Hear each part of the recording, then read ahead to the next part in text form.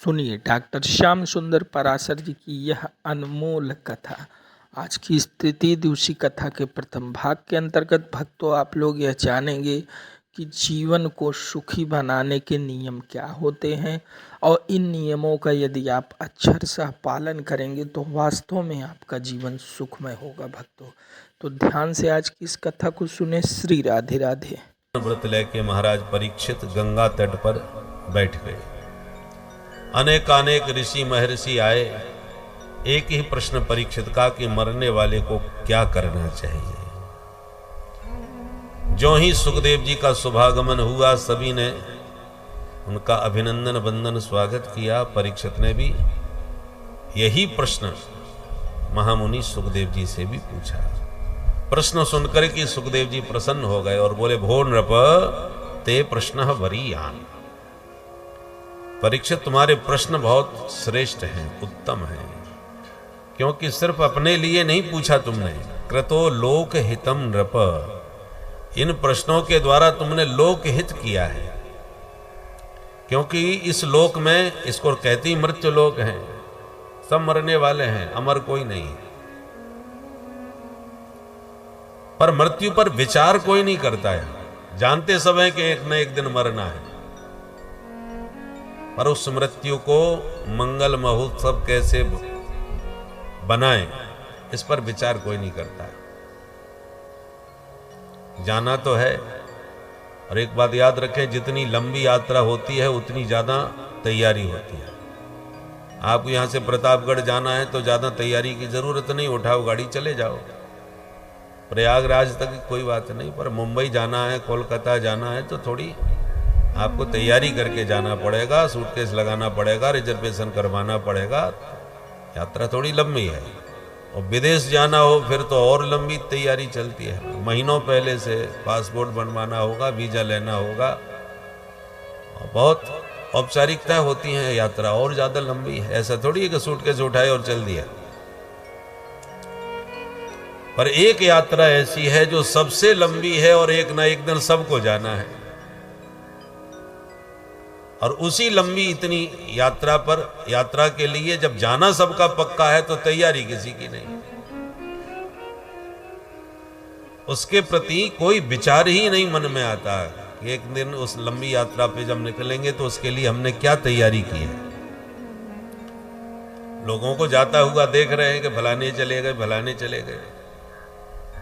कईयों को तो अपने कंधे पर खुद ही विदा करने लग जाते हैं। तो जाता हुआ हम देख रहे हैं और ये भी समझ रहे हैं कि एक दिन हमको भी ऐसे ही जाना होगा, पर सब कुछ जानते हुए भी उस पर ना विचार करते हैं, ना उसकी कोई तैयारी, और उस यात्रा का किसी को कोई अनुभव भी नहीं, कोई एक्सपीरियंस नहीं। भाई विदेश पे आप कभी ना गए हो और जाना पड़े अचानक तो थोड़ी घबराहट सी होती है। तो फिर जो जाते आते रहते हैं उनसे जाके तुम थोड़ा सा मार्गदर्शन ले लो कि भाई आप तो खूब ही जाते आते रहते हो, जरा बताओ किन किन बातों का ध्यान रखना चाहिए परदेश में। वो बता देगा अपने अनुभव से, तो आप सावधान रहेंगे। पर जिस लंबी यात्रा पर एक दिन सबको जाना है उसका अनुभव किसी को नहीं है। जिससे आप पूछ लो कि भाई साहब आप तो जाते आते रहते हो, जरा बताओ, कोई बताने वाला नहीं। और जाना पक्का है, अनुभव किसी का कुछ नहीं। उसके विषय में यदि जानकारी मिलेगी तो केवल शास्त्रों से। मृत्युपरांत जीव की क्या गति होती है वो केवल हमारे धर्मशास्त्री ही हमें बताते हैं, और कोई बताने वाला है नहीं।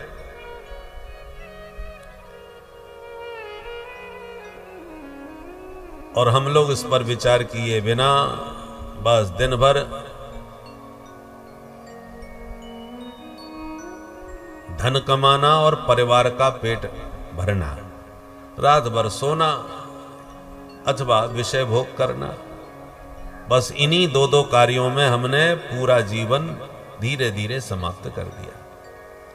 निद्रिया ह्रियते नक्तम व्यवायेन च पावय देवाचार्थे हया राजन कुटुंब भरणेन वा। रात्रि कैसे बीती? निद्रिया, निद्रा में सोते हुए। निद्रिया हिरियते नक्तम, नक्त माने रात्रि, और व्यवायेन च, व्यवाय माने स्त्री प्रसंग। यो तो रात गई और देवाचार थे हया, दिन काय में गया, बोले अर्थोपार्जन में और कुटुंब भरणे नवा, कुटुंब का भरण पोषण करने में। और इसी प्रकार सनई सनई समस्त उम्र समाप्त हो जाती है। पश्यन नपि न पश्यति, हम देखते हुए भी देखना नहीं चाहते हैं, तो करना क्या चाहिए फिर? सुखदेव जी कहते हैं एक काम है, तस्मात् भारत सर्वात्मा भगवान ईश्वरो हरि, श्रोतव्यः कीर्तितव्यश्च स्मर्तव्यश्चेच्छता भयम्।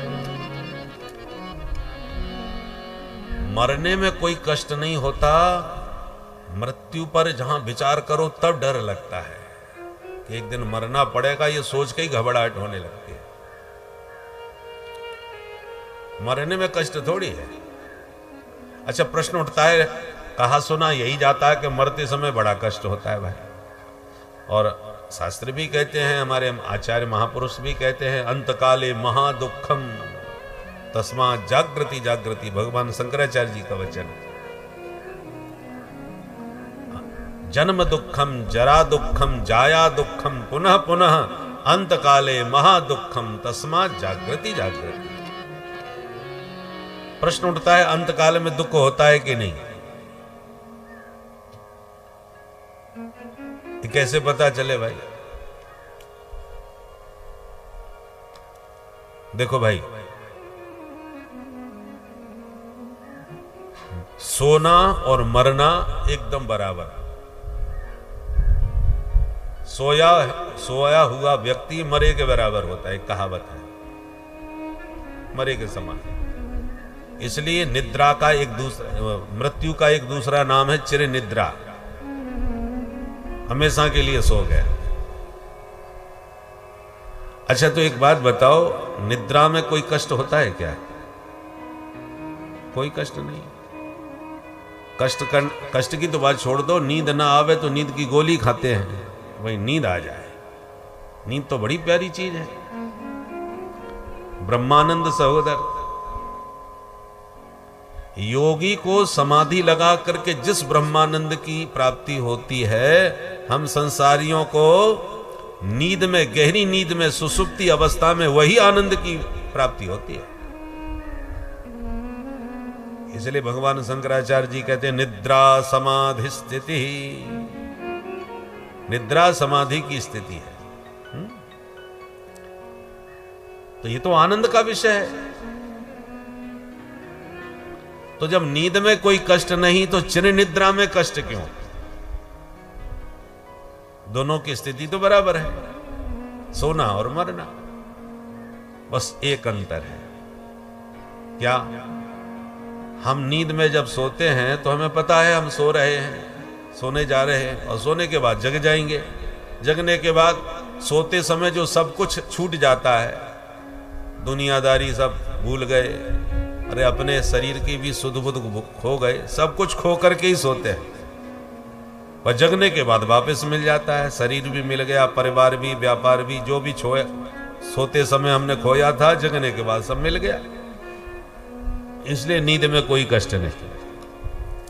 पर जब चिर निद्रा में आंख बंद होती है, तब हमें यह पता है कि मरने के बाद जब हमारी आंख खुलेगी तो न शरीर होगा हमारे पास, न परिवार होगा हमारे पास, न व्यापार होगा हमारे पास। जो जिंदगी भर हमने खून पसीना बहा करके जुटाया, कमाया, वो एक झटके में आंख बंद करते ही छूट जाएगा। बस उसी छूट जाने का कष्ट होता है। मरने का कष्ट नहीं है, छूटने का कष्ट है। जिस घर परिवार को आप एक दिन 2 दिन के लिए भी ठीक से नहीं छोड़ पाते, कहीं परदेश चले जाए, कहीं भागवत सुनने चले जाए तीर्थ में, तो प्रतिदिन लगभग टेलीफोन करके पूछ ही लेते हैं, कहो साहब सब ठीक ठाक चल रहा है, दुकान पे कौन गया था, कारोबार की सब जानकारी ले लेते हैं। तो जिस घर को आप 2 दिन के लिए ठीक से नहीं छोड़ पाए, उसको हमेशा हमेशा के लिए छोड़ना पड़े तो कष्ट नहीं होगा क्या? इसलिए हमारे आचार्यों ने कहा कि छोड़ना तो तुम्हें पड़ेगा, राजी गैर राजी, यम के दूत आके जबरदस्ती छुड़ा के ले जाएंगे। जब छोड़ना तुम्हारा पक्का है और छोड़ने में ही कष्ट होता है, इसलिए आप छोड़ने का अभ्यास बनाइए। 4 आश्रम बनाए, ब्रह्मचर्य, गृहस्थ, वानप्रस्थ और संन्यास। आश्रमात आश्रमम गच्छेत, एक आश्रम से दूसरे आश्रम में प्रवेश करना चाहिए। 25 वर्ष की उम्र तक खूब ब्रह्मचर्य का पालन करके वेदाध्ययन शास्त्राध्ययन करो। विद्याध्ययन का समय होता है प्रारंभ का 25 वर्ष, और फिर बाद के जो 25 वर्ष हैं, 25 से 50, घर गृहस्थी बसाओ, रुपया पैसा कमाओ, बच्चे पैदा करो, उनको आत्मनिर्भर बनाओ, पितृ ऋण से मुक्त हो जाओ। और 50 के बाद फिर वानप्रस्थ जीवन जियो। 50 के बाद संख्या 51, 52 वन के संकेत मिलने लगते हैं। बोले अब वन को प्रस्थान करो, वानप्रस्थ बनो, घर गृहस्थी में आसक्ति जो तुम्हारी है वो जिम्मेवारी से मुक्त हो जाओ। पहले विवाह जल्दी हो जाते थे, 15-16 वर्ष की उम्र तक हो जाते थे। तो 15 वर्ष, 16 वर्ष, 18 वर्ष समझ लो, 18-20 तक भी समझ लो। 18-20 तक यदि बच्चों की शादी हो गई तो आप 50 वर्ष तक फ्री हो जाओगे बेटा बेटियों की जिम्मेवारी से। अब आजकल तो तुम्हारा 50-50 वर्ष के कुंवारे बरुआ घूम रहे हैं। बोलो राधे राधे राधे राधे। तो फिर वो कहां से वानप्रस्थ जीवन जी पाएंगे? बच्चों का विवाह हर हालत में कानून के दायरे में भी करो तो 18, 20, 21 तक कर देना चाहिए, तो आप समय पर फ्री हो जाओगे अपनी जिम्मेवारियों से। उसका परिणाम क्या होगा? आश्रमात आश्रमम गच्छेत, क्रम से आप जीवन जिएंगे शास्त्र विधि से। 50 के बाद वानप्रस्थ, सब कामों से फ्री, बच्चों को आत्मनिर्भर बनाओ, आप स्वयं अब जीवन के लक्ष्य को पाने में लग जाओ। जीवस्य तत्व जिज्ञासा, केवल खाने पीने बच्चे पैदा करने के लिए थोड़ी आए हैं, ये तो पशुओं का काम भी है, ये तो पशु भी जानते हैं। आपने अपने जीवन के लक्ष्य को पाने के लिए क्या किया? सारा जीवन नौन तेल लकड़ी में ही झोंकना कोई समझदारी थोड़ी है, मानवता थोड़ी है। मनुष्यत्वम मुमुक्षुत्वम महापुरुष संशय, भगवान शंकराचार्य जी का वचन है। मनुष्य बने हो तो पहले ये देखो आप में मनुष्यत्व आया कि नहीं। मानव बन गए तो मानवता आप में आई कि नहीं। मानवता के साथ आपने जीवन जिया तो मानवता को सार्थक किया। पर मानवता सार्थक करने से ही बात नहीं बनेगी, मानवता के साथ उससे भी ऊपर की बात है मुमुक्षा। मुमुक्षा माने मुक्ति की इच्छा। तुम्हारे भीतर ये जिज्ञासा कभी जगी कि मैं पैदा हो गया, 9 महीने मां के गर्भ में कितने कष्ट भोग करके जन्म लिया, मरते समय कष्ट भोग करके फिर जाऊंगा, फिर किसी मां के गर्भ में आऊंगा, ये झंझट से छुटकारा कैसे मिले, आवागमन मेरे जीवन में कैसे समाप्त हो, ये जो जिज्ञासा है इसी का नाम है मुमुक्षा, मुक्ति की इच्छा। क्या वो इस दुनियादारी के प्रपंच में पड़ना नहीं है। अब मुमुक्षा यदि जागृत हो गई तो आपने मानवता से भी ऊंची बात प्राप्त की। अब मुमुक्षा यदि जागृत हो गई तो ये मुक्ति मिलेगी कैसे? मुक्ति की युक्ति संतों के पास है। तो मोक्ष का मार्ग दिखाने वाले किसी संत की खोज मन में आए। ऐसा कोई संत मिले जो हमें मुक्ति का मार्ग दिखाए, उसका महापुरुष संश्रया। जीवन मुक्त किसी संत का दर्शन अनुग्रह प्राप्त हो जाए, यह तीसरी सबसे ऊंची स्थिति है। तो जीवस्य तत्व जिज्ञासा, तत्व जिज्ञासा कब होगी? जब पहले तो आपने पढ़ने लिखने में ही समय लगा दिया, ब्रह्मचारी आश्रम में, गुरुकुल में जाके सारी विद्याएं जितना पढ़ सकते पढ़े, ब्रह्मचर्य का पालन। गुरुकुल में पहले हमारे भारतवर्ष में गुरुकुल पद्धति थी, गुरुजनों के सानिध्य में गुरुकुल में रह करके खूब तपस्या कराई जाती थी। ब्रह्म मुहूर्त में जगो, संध्या वंदन तर्पण आदि करो, गौ सेवा करो, सारे काम गुरुकुल में करने पड़ते थे और पूरी तरह ब्रह्मचर्य का पालन करो, तब ब्रह्म तेज जागृत होता था। आजकल तो ब्रह्मचर्य की बात करना ही हास्यास्पद माना जाता है। कॉलेज की शिक्षा में तो ये बातें उपहासप्रद है। पहले गुरुकुल पद्धति में जब ब्रह्मचर्य का पालन करके ब्रह्म तेज से संपन्न होकर के फिर गृहस्थ जीवन में प्रवेश करते थे, तब गृहस्थ जीवन सार्थक और धन्य होता था, सुखद होता था। ब्रह्मचर्य जिसने ठीक से पालन नहीं किया, वो गृहस्थ जीवन भी सफल उसका नहीं हो पाता।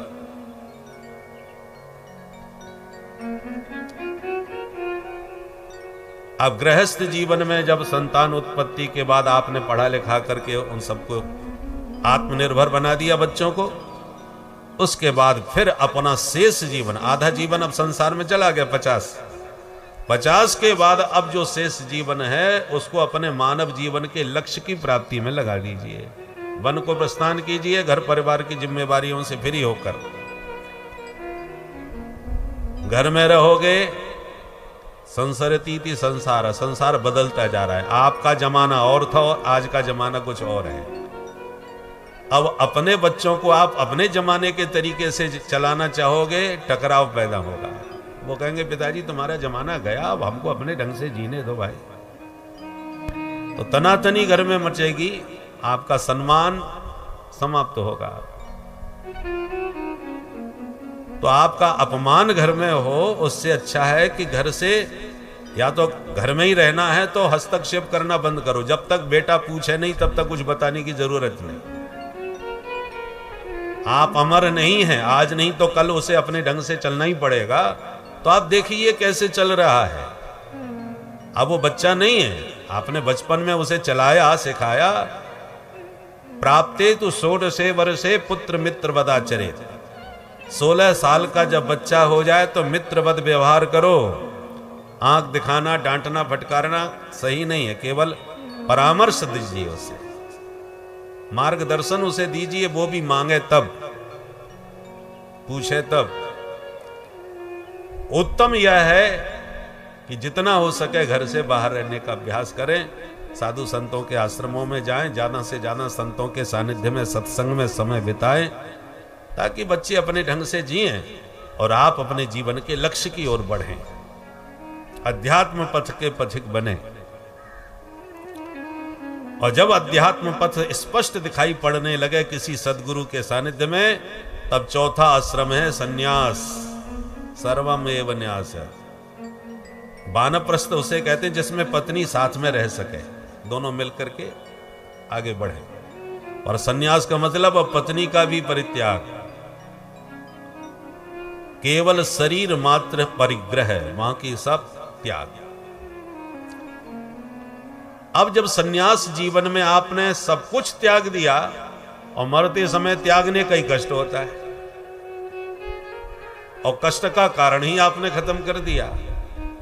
भाई छोड़ने में ही तो कष्ट होता है ना, और पहले ही आप सब छोड़े बैठे हैं तो अब काहे का कष्ट है। मस्ती में जियो, यहां रहो या वहां रहो, क्या फर्क पड़ता है। बोलो राधे राधे राधे राधे।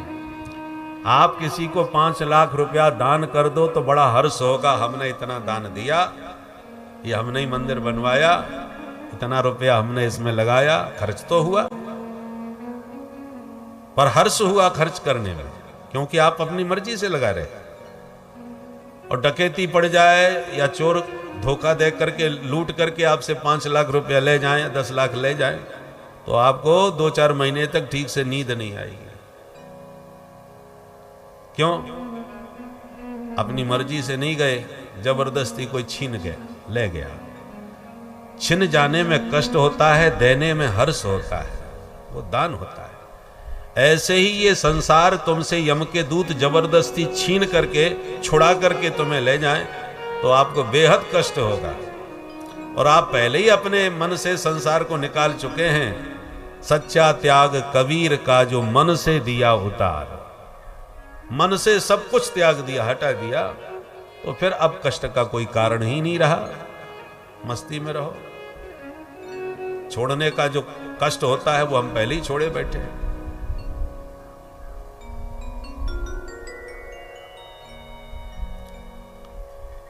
एक देश ऐसा था जहां का कानून ऐसा था कि जो भी राजा बनेगा वो सिर्फ 5 वर्ष तक राज्य करेगा और राज्यकाल पूरा होते ही उसे नदी के पार जंगल में छोड़ दिया जाएगा। और जंगल के जंगली जानवर उस राजा को चीर फाड़ के खा जाते थे, राजा मारा जाता था। इस भय के कारण कोई राजा बनने को तैयार भी नहीं होता था। राजा बनने का मतलब 5 साल के बाद मरना पक्का नियम था। एक बार राजा का 5 साल पूरा हुआ तो उसे नदी पार छोड़ दिया जंगल में। अब दूसरा राजा ढूंढ रहे थे मंत्रिमंडल के लोग। नियम यह था कि कोई राजा यदि न मिले तो जब राजा को छोड़ करके आवे उस समय पहले जो भी मिल जाए उसको पकड़ के राजा बना दिया जाए जबरदस्ती। पहले से कोई तैयार हो गया तो अच्छी बात है, नहीं हुआ तो जो मिले उसे बनाओ। तो जब राजा को कोई तैयार ही नहीं था, राजा को छोड़ के जब नदी से वापस लौट रहे थे कि रास्ते में एक बाबा जी मिल गए, तो पकड़ लिया बाबा को। अरे महाराज, अब आपको राजा बनना पड़ेगा हमारे देश का।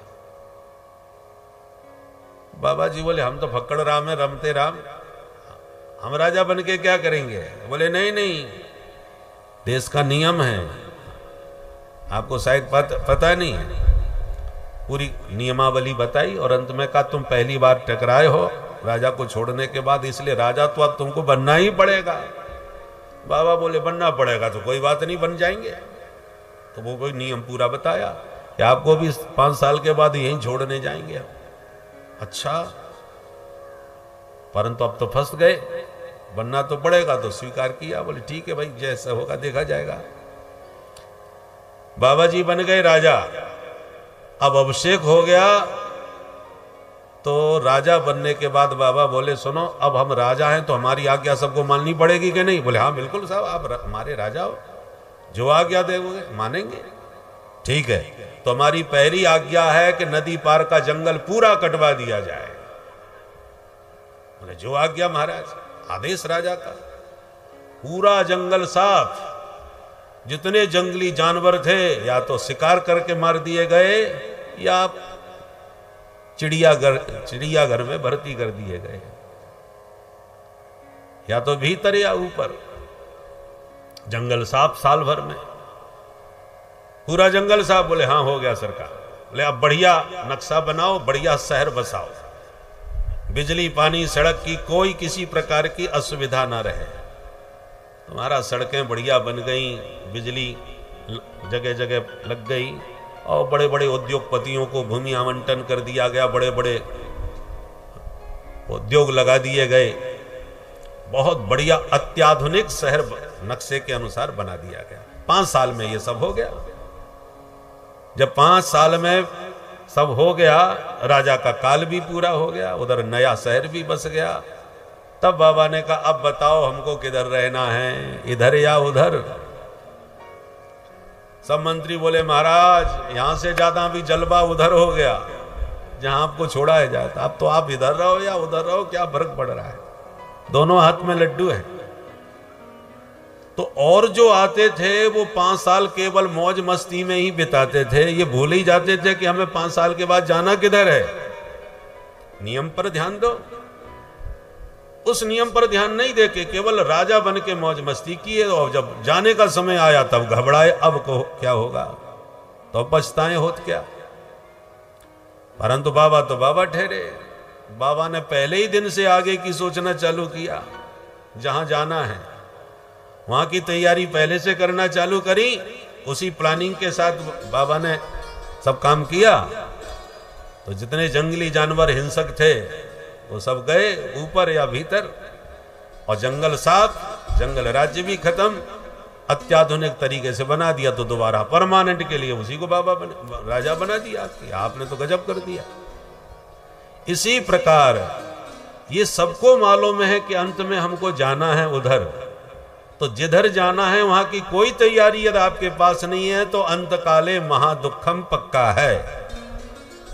परंतु जहां जाना है वहां की तैयारी पहले से ही आप करके चल रहे हो। जब संविधान में आप पढ़ रहे हो, देख रहे हो कि हमें जाना पड़ेगा ही, परमानेंट यहां नहीं रहने वाले, तो आपको जहां जाना है उसकी तैयारी करनी पड़ेगी, उसके बारे में सोचना पड़ेगा। सोचो या मत सोचो, समय तो आएगा जाने का। पर जो सोच के चलते हैं प्लानिंग के साथ, वो फिर मस्ती के साथ रहते हैं, क्योंकि उनकी पूरी तैयारी होती है, इसलिए वो डरते नहीं। बहुत से लोग हाथ ही इसलिए दिखाते हैं, महाराज ये बताओ हम कब मरेंगे। भाई मरने की क्या जल्दी है तुम्हें? क्यों मरना चाहते हो? इसका मतलब जिंदगी तुम्हें बोझा लग रही है, जिया नहीं जा रहा संसार में। तो जिंदगी को बोझा बना करके मत जियो भाई। तैयारी के साथ चलोगे, प्लानिंग के साथ चलोगे, तो जब तक जीवन यहां है तब तक यहां मस्ती लो, और जब वहां की विदाई हो गए तो वहां जाकर के पहले प्लानिंग करके रखोगे, तो वहां जाने के भी आपको वही मस्ती मिलेगी, वही आनंद मिलेगा। या सूटकेस आपका तैयार है जाने के लिए, तो कभी भी यात्रा की आज्ञा मिल जाए आप चल दोगे। और बिना प्लानिंग के अचानक कोई कह दे कि आज आपको जाना है, तो घबराहट जरूर होगी। इसलिए लोक और परलोक दोनों की सिद्धि के लिए मनुष्य को तैयारी प्रारंभ से करनी चाहिए। इसलिए 4 आश्रम बनाए हैं। 2 आश्रम प्रारंभ के इस लोक को सुधारने के लिए, 2 आश्रम उस लोक को सुधारने के लिए है, वानप्रस्थ और संन्यास। और इस लोक के लिए ब्रह्मचर्य और गृहस्थ। ब्रह्मचर्य गृहस्थ में इस लोक को संभालो, और वानप्रस्थ और संन्यास में उस लोक को संभालो। बोलो राधे राधे। राधे राधे। मृत्यु का भय कैसे मिटे? सुखदेव जी कहते हैं, परीक्षित, जो मृत्यु का भी मालिक है उससे तुम संबंध बना लो, मौत का भय अपने आप मिट जाएगा। यदि कोई अपराधी किसी अधिकारी के बगल में तानसीना बैठ गया, तो 2 ही कारण हो सकते हैं। या तो वह अधिकारी को पहचान नहीं रहा, ये बहुत बड़े अधिकारी है, इसलिए सीना तान के उनके बगल में जाके बैठ गया, अपराधी होते हुए भी। अथवा ये जानते हुए भी कि अधिकारी है फिर भी बैठ रहा है, इसका मतलब कोई बहुत बड़े नेताजी का हाथ इसके सिर पर है। बोलो राधे राधे। राधे राधे। इसलिए वो किसी को कुछ समझ ही नहीं रहा। 2 ही कारण होते हैं। उसी प्रकार यदि मृत्यु से आप नहीं डरते, मृत्यु कितनी खतरनाक है और उससे भी आपको डर नहीं लगता, तो 2 ही कारण हैं। क्या? या तो मृत्यु पर आप विचार ही नहीं करते। भाई मृत्यु के बारे में सोचो मत, तो काय का डर? सोचेंगे, विचार करेंगे तभी तो डर लगेगा मौत का। तो मृत्यु पर विचार मत करो तो कोई डरने वाली बात नहीं है। और विचार करो या न करो, मौत तो निश्चित है। और ये निश्चित मौत को समझते हुए भी, मृत्यु पर विचार करने पर भी मृत्यु से यदि आप नहीं डर रहे, इसका मतलब मृत्यु के भी मालिक का आपके सिर पर हाथ है। इसलिए मृत्यु का काय का डर? दरोगा जी आपको डराते हैं तो आप डर जाते हैं, परंतु यदि नहीं डर रहे, इसका मतलब एसपी साहब से आपका अच्छा संबंध है, ऊपर के अधिकारियों से आपकी जान पहचान अच्छी है, इसलिए आप दरोगा जी से क्या डरना। 2 ही बात है। उसी प्रकार मुरलीधर माधव से जिनका नाता दृढ़ हो जाता है, उनको मौत का डर नहीं लगता। मेरे तो गिरधर गोपाल, गिरधर गोपाल जब मेरा हो जाए, ये पूरा दृढ़ विश्वास संबंध गिरधर गोपाल से मीरा का जुड़ गया, तो हलाहल जहर भी जानते हुए भी पी गई, मौत का कोई डर नहीं, क्योंकि मृत्यु के मालिक से उनका संबंध जुड़ गया। भागवत में भगवान कहते हैं, कई जगह पर कहा है, मद भयाद बाति बातोयम सूर्यस्तपति मद भयात वर्षतीन्द्रो दहत्यग्नि मृत्युश्चरति मद भयात। मेरे भय से मौत चलती है, मेरे भय से सूर्य तपता है, मेरे भय से इंद्र पानी बरसाते हैं। ये सब भगवान के कर्मचारी हैं जो भगवान की आज्ञा पर चलते हैं। भगवान का कानून बड़ा जबरदस्त है, उनके कर्मचारी भी बड़े सजग हैं। 100 साल पहले पंचांग में लिख दिया इतने बज के इतने मिनट और इतने सेकंड पर सूर्य उदय होगा, तो घड़ी मिला लीजिए, सेकंड का भी विलंब नहीं करेंगे। सूर्य भगवान के 10 बजे का ऑफिस है और 11 बजे पहुंच रहे हैं, ऐसा नहीं। और जो अस्त का समय है वो उसी समय अस्त होंगे, एक एक सेकंड। ये भगवान के कर्मचारियों का कार्य है। इसलिए भगवान तो कालों के भी काल हैं, कालम महाकाल कालम कृपालम। इसलिए भगवान से, सर्वसमर्थ ईश्वर से जिनका संबंध जुड़ जाता है उन्हें फिर काल का भय नहीं लगता, मौत का भय नहीं लगता। तो संबंध जुड़े कैसे? उस महाकाल से, उस सर्वेश्वर परमात्मा से संबंध कैसे जुड़े? 3 बातें बताइए। श्रोतव्य, कीर्तितव्य, स्मर्तव्य। पहले तो जिनसे तुम संबंध जोड़ना चाहते हो उनके बारे में सुनो, सुनोगे तभी तो जानकारी मिलेगी। भगवान की कथा वार्ता जो आप सुन रहे हैं उसमें भगवान के विषय में बताया जाता है, उनका स्वभाव कैसा है, उनका प्रभाव कैसा है, ये सब जानोगे आप तो जान के ही प्रेम जगेगा। जाने बिन न होए परितीति, बिन परितीत होए नहीं प्रीति। प्रेम तभी होगा जब उनके बारे में आप जानोगे। ज्यों ज्यों जानकारी मिलेगी त्यों तो प्रेम बढ़ेगा। कोई कितनी भी बड़ी महान हस्ती आपके बीच में आके यहां बैठा दी जाए, पर आप अपरिचित हों तो ठीक से प्रणाम भी नहीं करोगे। पर जब उनके बारे में बताया जाएगा कि इन्होंने ऐसे ऐसे कार्य किए, तो ज्यों ज्यों जानकारी आपको मिलेगी त्यों तो श्रद्धा अपने आप बढ़ने लगेगी।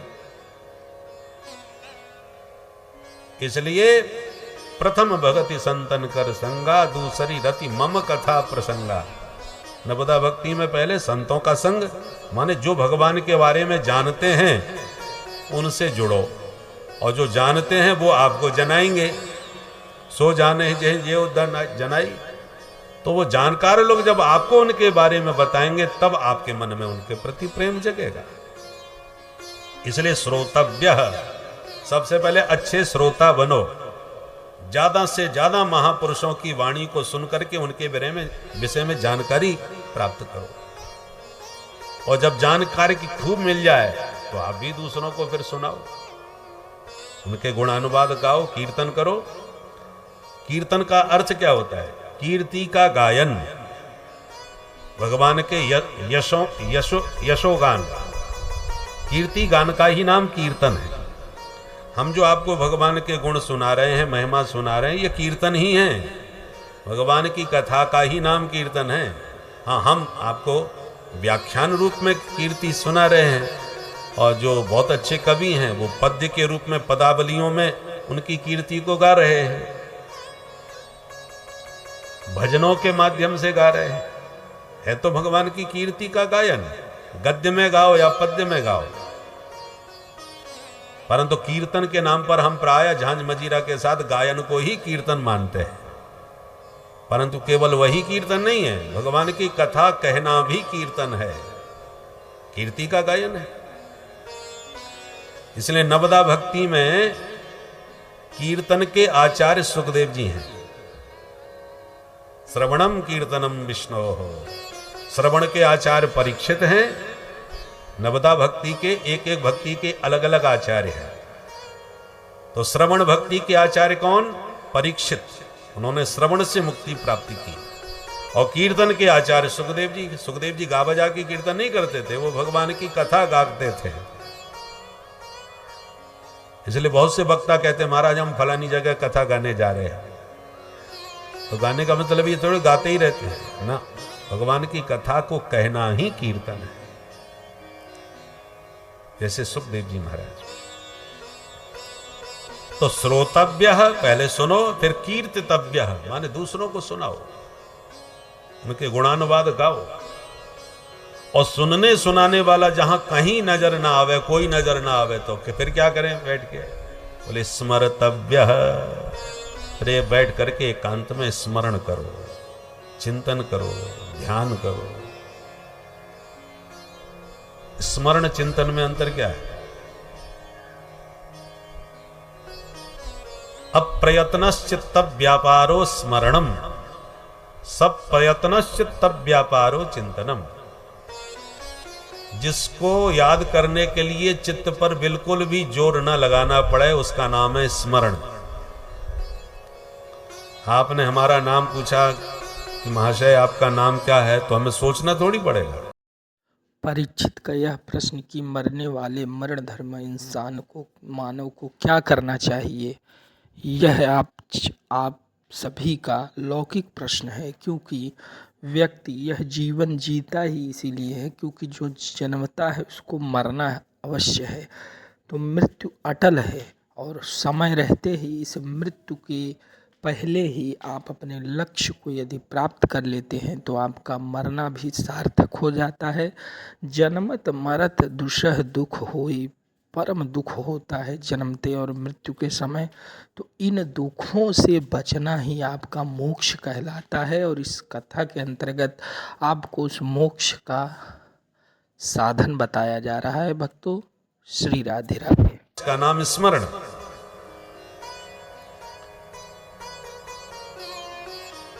तो स्मरण करो, चिंतन करो और ध्यान करो। ध्यान कैसे किया जाता है महाराज? सुखदेव जी कहते हैं ध्यान लगाने वाले को पहले 4 बातों का अभ्यास करना चाहिए। कौन कौन? जितासनो, जित श्वासो, जित संगो, जितेंद्रिय, स्थूले भगवतो रूपे, मनः संधारयेद्धिया। 4 बातों का अभ्यास करो। पहले जितासन, एक आसन पर बैठने का बढ़िया अभ्यास होना चाहिए। आसन सिद्ध। ध्यान लगाने के लिए आप बैठे और 10 मिनट में ही कमर दुखने लगी कि पैर दुखने लगा, फिर पैर पसारने लगे, तो पूरा ध्यान शरीर में ही पड़ा रहेगा, भगवान में कैसे ध्यान लगेगा? इसलिए आसन सिद्ध होना चाहिए। ध्यान करने वाले को जितना हो सके रीढ़ की हड्डी सीधी करके बैठना चाहिए। अनेक आसन हैं, पद्मासन में बैठो, सुखासन होना चाहिए, आराम से बैठ सको बिना किसी परेशानी के। बैठने समय रीढ़ की हड्डी सीधी हो। दूसरी बात, जित श्वास, श्वास पर संयम, वो होता है प्राणायाम से। पूरक, कुंभक, रेचक विधि से प्राणायाम का अभ्यास करें। अंगूठे से नासिका का दाहिना छिद्र बंद कर दे पूरी तरह और बाएं छिद्र से धीरे धीरे श्वास भीतर भरे, इसको कहते हैं पूरक। फिर दोनों नासिका छिद्रों को श्वास भीतर भरने के बाद रोक ले, उसका नाम है कुंभक। फिर अंगूठा हटा करके धीरे धीरे दाहिना नासिका छिद्र से श्वास को बाहर निकाले, उसको कहते हैं रेचक। पूरक, कुंभक, रेचक। पूरक और रेचक का समय बराबर हो और कुंभक क्रिया दुगनी हो। जितने समय में आपने श्वास भीतर भरा उससे दुगना समय रोकने में। वैसे नियम यह है, जैसे गायत्री मंत्र आप संध्या वंदन जो ब्राह्मण करते हैं उन्हें मालूम है, प्राणायाम का भी मंत्र होता है, ओम भू भुव स्वः जन तप सत्य, फिर गायत्री मंत्र। तो ये पूरा मंत्र पढ़ने में एक मंत्र पढ़ो और श्वास को भीतर भरो और भीतर रोकने के बाद 4 बार वही मंत्र पढ़ना चाहिए और फिर 2 मंत्र पढ़ करके श्वास को बाहर छोड़ना चाहिए। माने श्वास भरते समय 1 मंत्र, रोकते समय 4 मंत्र और छोड़ते समय 2 मंत्र। माने श्वास को बाहर छोड़ने का समय श्वास भरने से दुगना होना चाहिए और रोकने का समय 4 गुना होना चाहिए। ये उत्तम प्राणायाम पद्धति है। प्राणायाम में अब अद्भुत शक्ति है। श्वास को जितना अधिक आप रोकने का अभ्यास करेंगे उतना ही भीतर, माने शारीरिक दृष्टि से विचार करें तो भी स्वास्थ्य लाभ बहुत मिलता है। शास्त्रों ने तो कह दिया प्राणायाम परम बलम, प्राणायाम में अपार बल होता है। तो जो त्रिकाल संध्या करते हैं, प्रातः मध्याह्न और सायंकाल, वो 3 बार प्राणायाम करेंगे तो बढ़िया अभ्यास हो जाता है। तो जितना प्राणायाम का बढ़िया अभ्यास होगा उतना ही आपका मन पर संयम होगा, मन एकाग्र होगा। तीसरी बात बताई जित संगः, संसार से असंग रहने का अभ्यास बनाओ। तन से साथ होता है और मन से संग होता है। शरीर के आसपास जो बैठे हैं वो हम साथ साथ बैठे हैं, और जो मन में बैठ गया उसको कहते हैं संग। तो संसार में संग किसी का मत करो, साथ सबके साथ रहो, संग न करो, मन में ज्यादा किसी को न भरो। सत्संग का अर्थ क्या है? सतरूप परमात्मा, सच्चिदानंद भगवान है, सतचित आनंद, तो सतरूप परमात्मा का है। परमात्मा से तुम्हारे मन का संग हो, उसका नाम है सत्संग। परमात्मा से तुम्हारा मन जो जोड़ दे वही सत्संग है।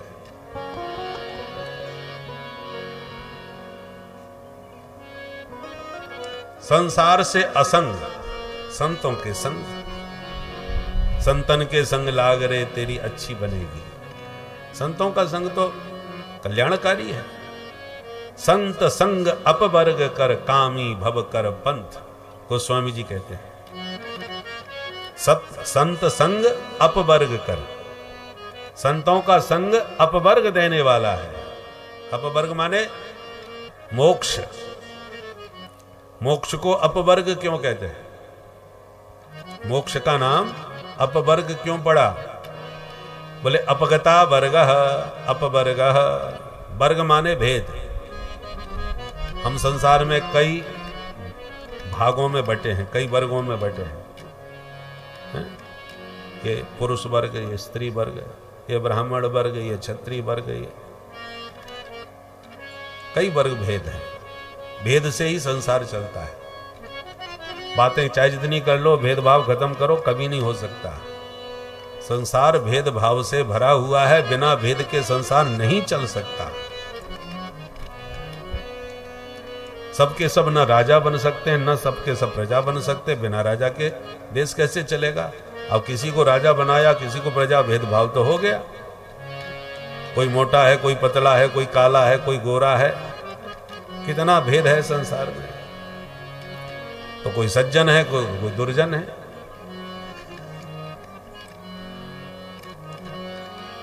कोई अपना पैसा लगा करके भी दूसरे का कार्य सिद्ध करता है, तो कोई अपना पैसा लगा करके लोगों के सिद्ध कार्यों को बिगाड़ने का प्रयास करता है। सज्जन अपना धन लगा करके बिगड़ते काम को बनाने का प्रयास करते हैं, वो सज्जन। दुर्जन चाहे जितना रुपया खर्च हो जाए वो बर्बाद हो जाना चाहिए। लंका में हनुमान जी की पूंछ में आग लगाने का आदेश रावण ने दिया, तो पूरी लंका के जितने दुर्जन राक्षस हैं सब अपने अपने घर से बिना मांगे ही कपड़ा ला ला के लपेटने लगे। घर में जितना घी तेल रखा था सब पूंछ पर पटकने लगे। रहान नगर बसन घृत तेला, बचा नहीं किसी का, सब ने लपेट दिया। जैसे कोई यज्ञ करावे तो लोग दान देते हैं, हमारी तरफ से शक्कर की इतनी बोरी, कोई कहता है हमारी तरफ से घी के इतने पीपा, दान करते हैं, यज्ञ हो रहा है। तो सज्जन तो इसमें दान करते हैं और दुर्जन इसमें लगा दो पूंछ में आग, हमारी तरफ से इतने कपड़े लपेट दो, हमारी तरफ से इतने पीपा पटक दो इसकी पूंछ पर। ये दुर्जनों के लक्षण है। और जब आग लगी और खुद के मकान जलने लगे, तब कह रहे हम पहले ही कह रहे थे कि ये साधारण बंदर नहीं है, ये तो कोई साक्षात देवता है भाई। जबकि एक ने भी नहीं कहा था कि ये देवता है, कोई देव पुरुष है, किसी ने नहीं कहा था। उस समय तो सब ताली बजा बजा करके पूंछ में आग लगा रहे थे। ये दुर्जनों के लक्षण देखिए। और जब आग लगी तब रोते समय कहते हैं हम जो कहा ये कप नहीं होई, बानर रूप धरे सुर कोई। ये कोई देवता है भाई? तो ये दुर्जनों के लक्षण है। तो कितना भेद से संसार भरा हुआ है।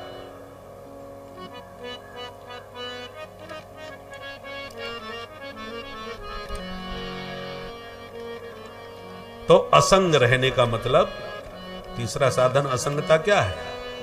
मन में किसी को मत भरो, साथ सबके रहो। आ गया तो वेलकम, चला गया तो भीड़ कम। दोनों में आप मस्त। यदि जिसके आने पर आपको अतिशय हर्ष हुआ कि आप खूब आए भैया, तो जाने पर उसी मात्रा में कष्ट भी होता है। चले गए, आने का जितना हर्ष होगा जाने का उतना कष्ट होगा। आने का कोई फर्क नहीं पड़ा तो जाने का भी कोई फर्क नहीं पड़ेगा। इसको कहते हैं असंगता। महात्मा लोग ऐसे ही तो रहते हैं जंगलों में।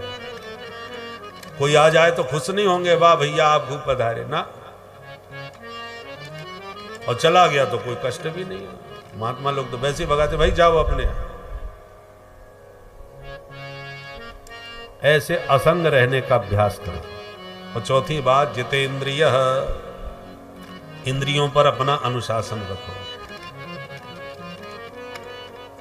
ये जीवन रथ के 10 घोड़े हैं, 5 ज्ञानेंद्रियां और 5 कर्मेंद्रियां। घोड़े यदि स्वतंत्र हो गए तो तुम्हारे जीवन रथ को किसी गर्त में गिरा देंगे। तो घोड़े गड़बड़ करें तभी चाबुक पड़े तो सभी घोड़े ठीक चलते हैं। तो ये इंद्रिय रूपी घोड़ों को जरा तान के संभाल के रखो। हम जो देखना चाहें आंख वही देखे, हम जो सुनना चाहें कान वही सुने, हम जो पाना चाहें जिह्वा उसी में स्वाद ले। ये घोड़े आपके बस में हैं। ऐसा नहीं कि कानों को जो अच्छा लगा वही सुनने लग गए, आंखों को जो प्रिय लगा वही देखने लग गए। तो इसका मतलब घोड़े, आप घोड़ों के अधीन हो, घोड़े आपके बस में नहीं है। ये 4 बातें, जितासन, जितश्वासो, जितसंगो और जितेंद्रिय। 4 बातों का अभ्यास करोगे तब भगवान का ध्यान बढ़िया लगेगा। ध्यान 2 प्रकार का होता है, स्थूल और सूक्ष्म। तो पहले स्थूल का अभ्यास करना चाहिए। स्थूल ध्यान क्या है? पूरा ब्रह्मांड, संसार जो भी आप देख रहे हैं सब परमात्मा का ही विराट शरीर है। ये जो हरियाली आपको दिखाई पड़ती है धरती में, ये सब भगवान के शरीर की रोमावली है। ये वन उपवन जंगल जो दिख रहे हैं ये भगवान की अलकावली है। हमारे शरीर में रोम होते हैं पूरे शरीर में, और केस घुंघराले, अलकावली अलग बड़ी बड़ी होती है। तो जो घास है वो पुलकावली, और जो बड़े बड़े जंगल हैं वो अलकावली, और जितने पर्वत हैं ये भगवान की हड्डियां हैं, और जितनी नदियां हैं ये भगवान की शरीर की नाड़ियां हैं।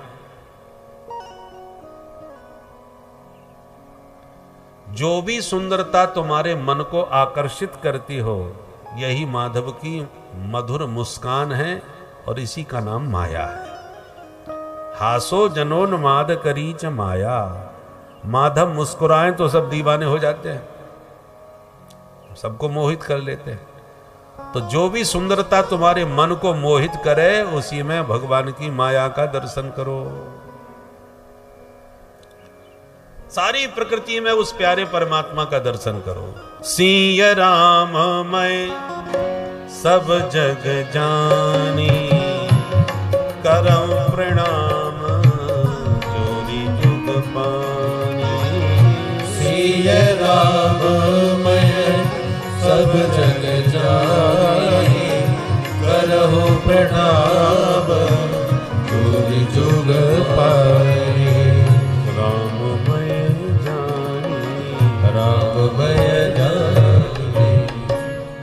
सारे जगत को जगन्नाथ के स्वरूप में देखो। ये स्थूल ध्यान है। और जो बाहर दिख रहा है, जब बाहर सब में आपको प्रभु की छवि दिखने लगेगी, तब आंख बंद करने पर आपको वही भीतर भी नजर आने लगेंगे। पहले बाहर के वातावरण को ठीक करो, तब भीतर आपका मन सही टिकेगा। सुखदेव जी कहते हैं, परीक्षित, मनुष्य को जीने के लिए जितना जरूरी है वो प्रबंध भगवान ने प्रकृति के द्वारा कर रखा है। रोटी कपड़ा मकान यही तो चाहिए। भगवान ने पर्वतों में गुफाएं बना दी कि जाओ ये तुम्हारे घर हैं, रहो, एयर कंडीशन बढ़िया। पानी पीने कहां जाएंगे तो पहाड़ों में पानी के झरने छोड़ दिए। भोजन करने कहां जाएंगे तो पहाड़ों पर भी बढ़िया रसीले वृक्ष भी लगा दिए फलदार। तो वृक्षों के फल खाओ, झरनों का पानी पियो, गुफा में आराम से तान दुपट्टा सो, आराम करो, रहो, भगवान की आराधना करो। परीक्षित बोले, महाराज उसमें सांप बिच्छू भी तो खुल जाते हैं, शेर भालू भी घुस सकते हैं गुफा में, तो गुफा तो सबकी होती है, अपनी घर की तो है नहीं। तो सुखदेव जी कहते हैं कि तो भगवान ने अपने शरणागतों की रक्षा का व्रत त्याग दिया है क्या? भगवान की प्रतिज्ञा है, सकरदेव प्रपन्नाय तवास्मीति याचते अभयम सर्वभूतेभ्यो ददामे तत्व्रतम मम। जो मेरी शरण में मेरा होकर के आ जाता है, मैं उसे समस्त जीवों से अभय प्रदान कर देता हूं। आपके मन में जब अहिंसा का व्रत होगा, किसी के प्रति कोई क्रूर भाव नहीं हो, कोई अशुभ अमंगल आपके मन में किसी के प्रति चिंतन न हो, तो ऐसे सात्विक महापुरुष के पास क्रूर हिंसक जीव भी आकर के अहिंसक हो जाते हैं उसके प्रभाव में। इसलिए बड़े बड़े महात्मा सिद्ध संत जंगलों में घूमते रहते हैं। पीपाजी महाराज, भक्तमाल में उनका चरित्र आता है विस्तार से। राजस्थान के थे, झालावाड़ क्षेत्र के राजा। भगवान श्री स्वामी रामानंदाचार्य जी महाराज के कृपा पात्र शिष्य बने, मंत्र दिया और फिर विचरण करने लगे। एक गांव से गुजर रहे थे, गांव वालों ने कहा, रुको रुको बाबा, ये आगे जंगल में शेर आया हुआ है, कईयों को खा चुका है, नरभक्षी है। बाबा जी बोले ठीक है, मिलेगा तो उसे भी देखेंगे। नहीं माने, चले गए। गांव के लोग बोले कि बाबा अब जाएगा।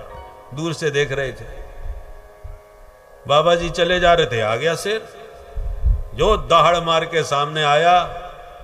महात्मा बिना भय के न भगे न डरे और हाथ जोड़ के बोले, भैया न जाने कौन से तूने कर्म किए सो पशु योनि में पड़ा है, अब तो कम से कम संभल जा भाई। प्यार से उससे बातें करने लगे और इतने प्रेम से, चूंकि साधु हृदय थे, सद्भाव से बात कर रहे थे, शेर पर ऐसा प्रभाव पड़ा कि कुत्ते की तरह पूंछ हिलाता हुआ उनके सामने आके बैठ गए। और पीपाजी महाराज ने तुरंत चंदन घोला, हाथ पर लगा दिया रामानंदी तिलक और तुलसी की कंठी गले में बांध दी शेर के, और पकड़ के उसका कान राम मंत्र फूंक दिया। बोले आज से तू वैष्णव बन गया है, अब तेरा कल्याण हो जाएगा, जा।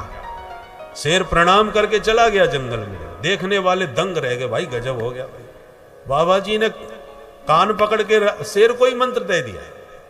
भक्तमाला में विस्तार से कथा है। तो आपके मन में जब किसी भी जीव के प्रति कोई घृणा और क्रूरता का भाव नहीं होगा, सच्चे मन से आप अहिंसक होंगे, तो हिंसक व्यक्ति भी आपके पास आके अहिंसक हो जाएंगे। चैतन्य महाप्रभु जब भाव में नृत्य कीर्तन करते थे तो हिंसक जीव भी आकर के उनके साथ नाचने लग जाते थे। ऐसे अनेकों प्रसंग हैं। तो चीराणि किम पथि न संति दिशन्ति भिक्षाम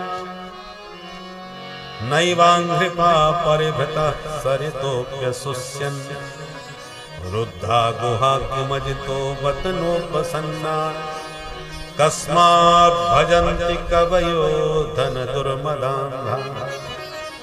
जब भगवान ने सारी व्यवस्था जीव की बना के रखी है, तो फिर हमको किसी स्त्री मदांध के पीछे भागने की क्या जरूरत है? सुखदेव जी कहते हैं कस्मात् भजन्ति कवयः, कवि माने विद्वान। फिर भगवत कृपा पात्र जो विद्वान संत हैं, वो क्यों श्री के मद में अंधे हुए धनवानों के पीछे भागते रहते हैं? दाता एक राम, भिखारी सारी दुनिया, सारा संसार भिखारी है। तो तुम्हें भीख ही मांगनी है तो दुनिया वालों से, भिखारियों से क्या भीख मांगना? तो सारे संसार को देता है, उस पर भरोसा करके उसी से मांगना चाहिए। और उससे जब मांगोगे तो दुनिया वाले अपने आप तुम्हारे पीछे आपके दीवाने होकर के दौड़ेंगे।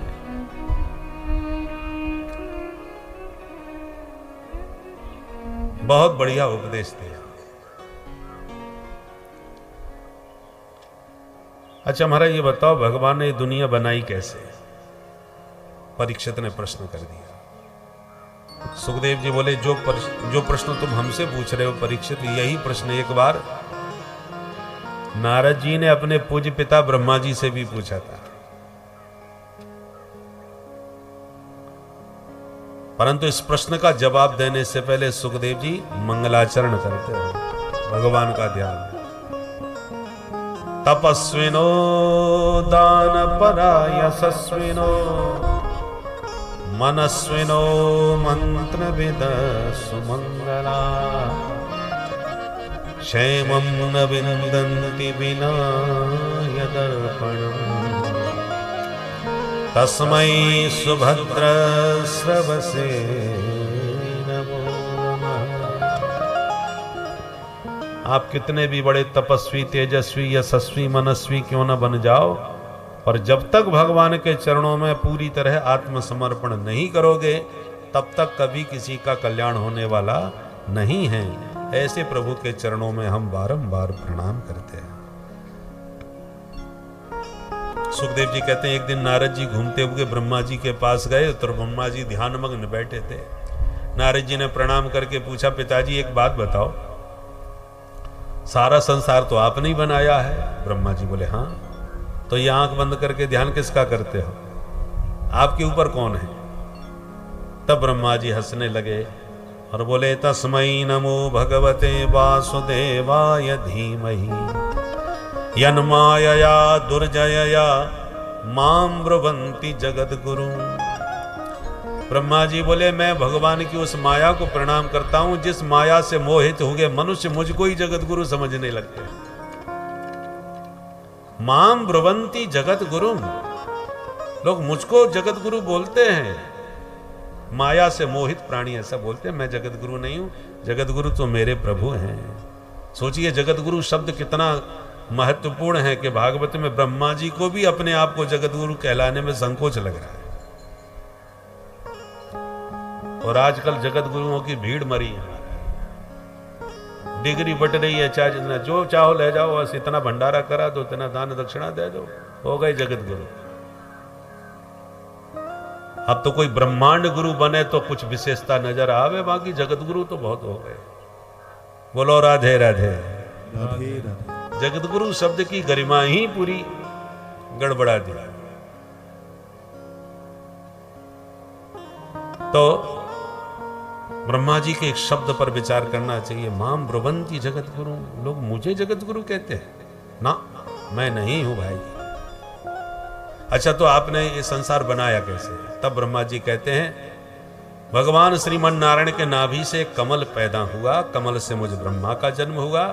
जन्म के बाद मैं चारों तरफ देखना चाहता था तो मेरे चार मुख प्रकट हो गए, पर चारों ओर मुझे चारों दिशाओं में केवल जल और वायु के अलावा कुछ नजर नहीं आया। भीतर जिज्ञासा जगी, को हम, मैं कौन हूं भाई? और कोई मेरे अलावा कोई था ही नहीं, कौन जवाब देता?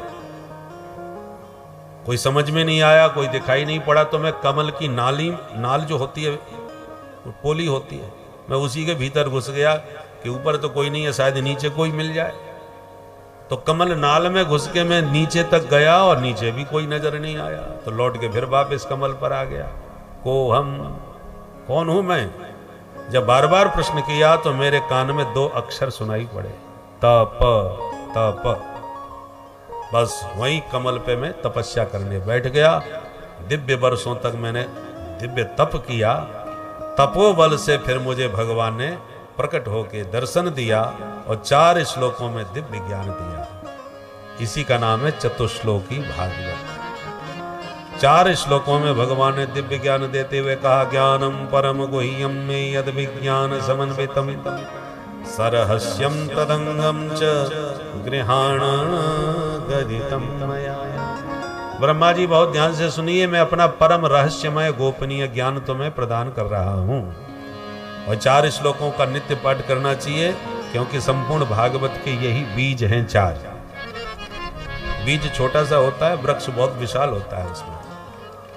तो 18,000 श्लोकों का सार इन 4 श्लोकों में है। आइए ध्यान से सुने। अहमेवा समेवाग्रे नान्यदि यत्सद सत्परं पश्चादहं यदेतच्च यो वशिष्येत सोऽस्म्यहं यदेहं यत्प्रतीयेत न प्रतीयेत चात्मनि तद्विद्यादात्मनो माया यथा वासो यथा तमः यथा महानि भूतानि भूतेषु चावचेष्वनु प्रविष्टान्यप्रविष्टानि तथा तेषु न तेष्वनु एतावदैव जिज्ञासं तत्त्वजिज्ञासुनात्मना अन्वयव्यतिरेकाभ्याम् यस्या सर्वत्र सर्वदा एवासमेवाग्रे नान्यदि यत्सत्परं पश्चादहं यदेतच्च यो वशिष्येत सोऽस्म्यहं यो वशिष्येत सोऽस्म्यहं यो वशिष्येत सोऽस्म्यहं। बोलो भागवत भगवान की जय। इन 4 श्लोकों में पहले श्लोक में आत्म तत्व का प्रतिपादन किया, तत्व क्या है। दूसरे श्लोक में माया का रहस्य बतलाया, माया किसे कहते हैं। तीसरे श्लोक में जगत का निरूपण किया, जगत का स्वरूप क्या है। और चौथे श्लोक में बताया कि इन्हीं विषयों को जानने में जीव की जिज्ञासा होनी चाहिए। जिज्ञासु को यही जानने का प्रयास करना चाहिए। यह चतुश्लोकी भागवत है। तत्व क्या है। भगवान कहते हैं अहम एव अग्रे। जब संसार में कोई नहीं था और कुछ भी नहीं था, तब हम ही हम थे। तो क्या कर रहे थे अकेले अकेले। भगवान कहते आसम एव, हम अपने आनंद में थे, अपने स्वरूप में थे, कर कुछ नहीं रहे थे। तो जब आपके अलावा कुछ नहीं था तो आपने ये संसार काय से बनाया। संसार को बनाने का कोई मटेरियल तो आपके पास रहा ही होगा। भगवान बोले नहीं नहीं, हमारे अलावा कुछ भी नहीं था, तो बिना मटेरियल के कैसे बना दिया संसार।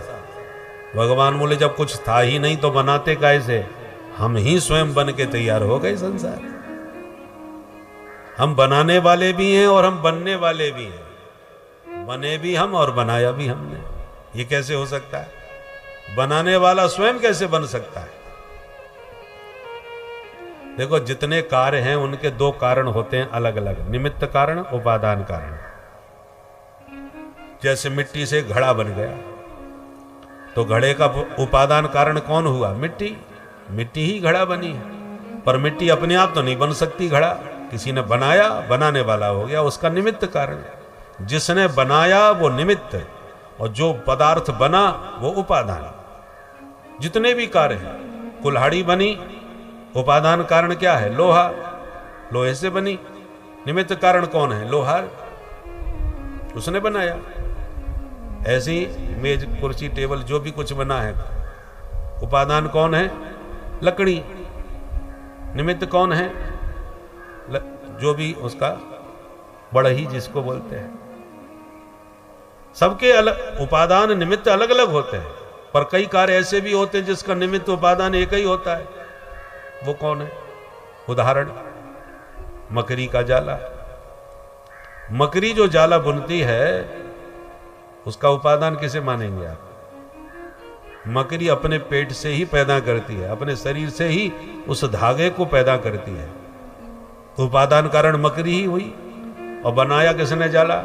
मकड़ी नहीं, तो निमित्त कारण भी वही हुई, तो अभिन्न हो गए दोनों।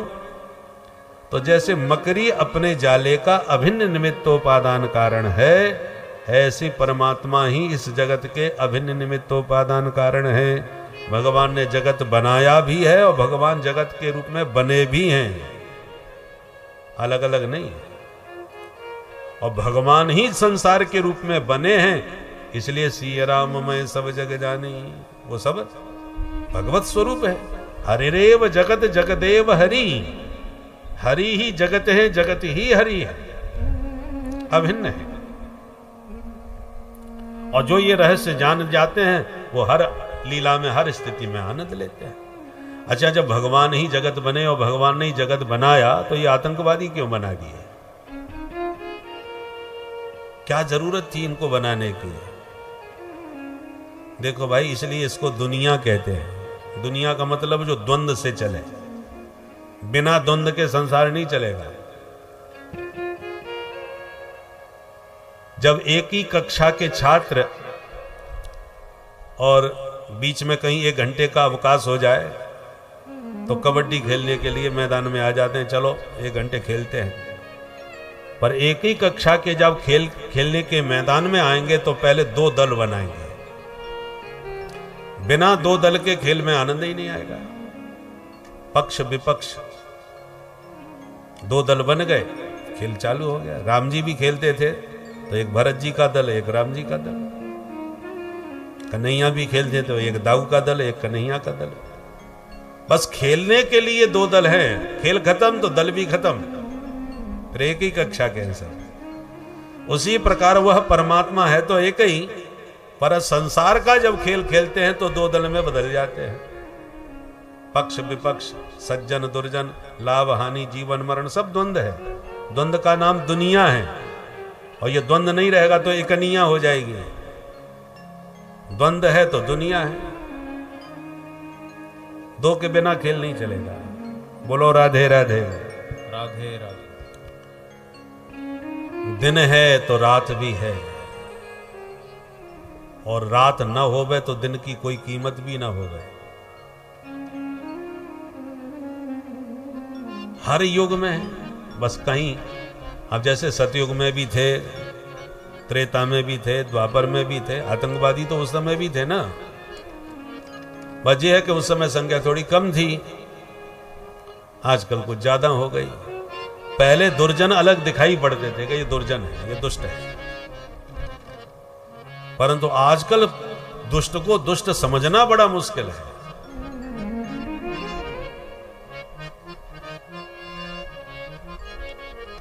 दुर्जन भी सज्जनता के वेश में इस प्रकार से घुल मिल जाते हैं कि आप उनको स्पष्ट रूप से समझना, पहचानना आपके लिए कठिन हो जाएगा। पहले जो दुर्जन था वो था, खुल करके था, सबके सामने था, उजागर था।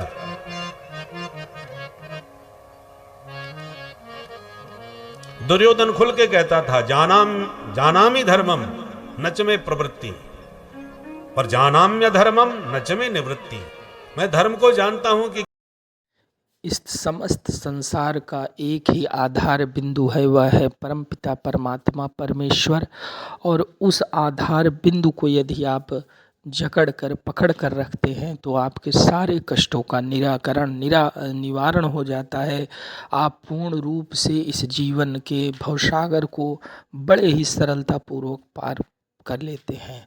तो इस प्रभु की कृपा को अडिग बनाने के लिए भक्तों, आप लोग सदैव ही ईश्वर के सानिध्य में रहें, उनसे जुड़े रहें। उस परम शक्ति से जब आप जुड़े रहेंगे तो आपकी हर बाधा वह परम शक्ति दूर करेगा, आप पर कृपा करेगा। भक्तों, तो प्रभु पर अपनी दृढ़ प्रतिज्ञा को बढ़ाते हुए प्रभु की कृपा बनवाए रखें भक्तों। श्री राधे राधे। ना हो गई है। बाकी ऐसा नहीं है कि कलयुग में ही थे, दुर्जन तो अन्य युगों में भी थे, पर ये द्वंद्व की दुनिया है, इसलिए उनकी भी जरूरत है। पर बने सब एक ही मटेरियल से है।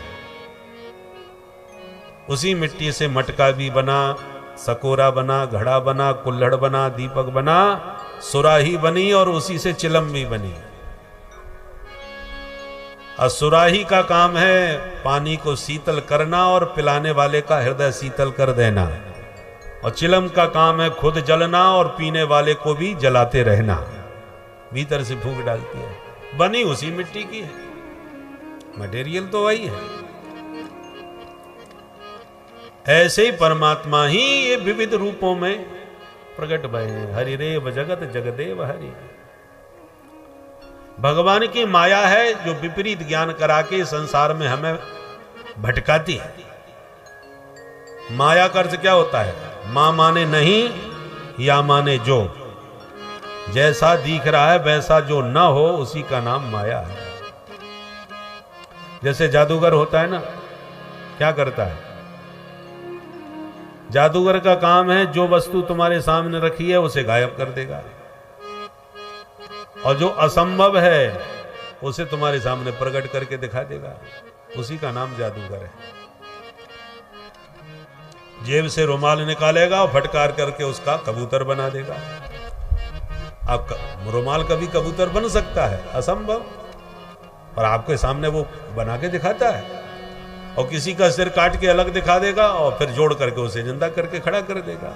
ये भी असंभव है, पर आप देखते हैं तो सब दिखाई पड़ता है कि बिल्कुल सही किया इसने। असत्य को दिखाना और सत्य को छुपाना, ये जादूगर का काम है। अपने हाथों से कई रुपया प्रकट कर देता है, रुपया बरसात देता है, और बाद में ही वही पल्लू फैला करके रुपया मांगने लग जाता है। तो जो आपको दिखाया जा रहा है वो सब मिथ्या, सब झूठा, परंतु आपको दिखता है सत्य। जो झूठा है वो आपको सत्य दिखाई पड़ता है, और सत्य को वो पर्दे में छुपा के रखता है।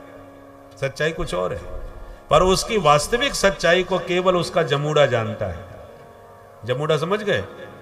जादूगर का चेला, हाँ जमूड़े, बोले हाँ सरकार। सेवक जो होता है वो सेवा करते करते, जादूगर के साथ रहते रहते उसके सारे खेल का रहस्य जान जाता है। केवल सच्चाई को वही जानता है, बाकी तो सब धोखा खाते हैं। भगवान उसी प्रकार से जादूगर हैं, और जो दुनिया आप देख रहे हैं सब जादू का खेल है। अब जब तक आप उस जादूगर के जमूड़े नहीं बनोगे तब तक ये दुनिया का खेल समझ में आने वाला नहीं। आप अपनी बुद्धि से चाहे जितना दिमाग लगा लो, ये दुनियादारी समझ में आने वाली नहीं है। इसी का नाम माया है। भगवान गीता में स्वयं कहते हैं, देवी हे सा गुणमयी मम माया दुरत्यया। अर्जुन, मेरी माया बहुत त्रिगुणात्मिका और दुर्जयी, माने इसको कोई जीत नहीं सकता, इसको कोई समझ नहीं सकता। मम माया दुरत्यया, ये दुरत्यय है, किसी की समझ में नहीं आएगी, इसलिए माया सबको नचाती है। अर्जुन ने कहा तो फिर हम कैसे बचे महाराज, ये तो हमको भी नचाएगी। भगवान बोले उपाय बचने का मैं बताऊंगा। क्या है? मामेव ये प्रपद्यन्ते माया में ताम तरन्ति ते। जो जीव मेरे प्रपन्न हो जाते हैं, माने मुझ मायापति के दास बन जाते हैं,